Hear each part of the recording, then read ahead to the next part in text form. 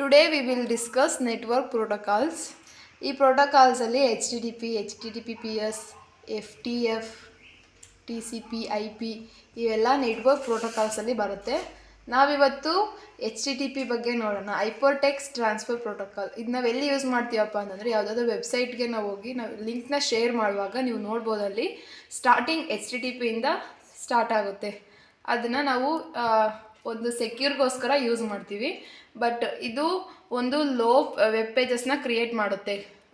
Next ಒಂದು web ಪೇಜಸ್ನ create ಮಾಡಿಬಿಟ್ಟು request ಮಾಡುತ್ತೆ. ಯಾವುದಕ್ಕೆ? ಇಂಟರ್ನೆಟ್ಗೆ ನಾವು ರಿಕ್ವೆಸ್ಟ್ ಮಾಡೋದಕ್ಕೋಸ್ಕರ HTTPನ ಯೂಸ್ ಮಾಡ್ತೀವಿ. ಇದ್ರದ್ದು ಒಂದು ಮುಂದಿನ ಅಡ್ವಾನ್ಸ್ ಯಾವುದಪ್ಪ ಅಂದರೆ HTTPS.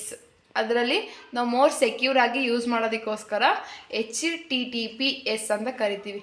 HTTPS ಅಂತಂದರೆ ಹೈಪರ್ಟೆಕ್ಸ್ಟ್ ಟ್ರಾನ್ಸ್ಫರ್ ಪ್ರೋಟೋಕಾಲ್ ಸೆಕ್ಯೂರ್.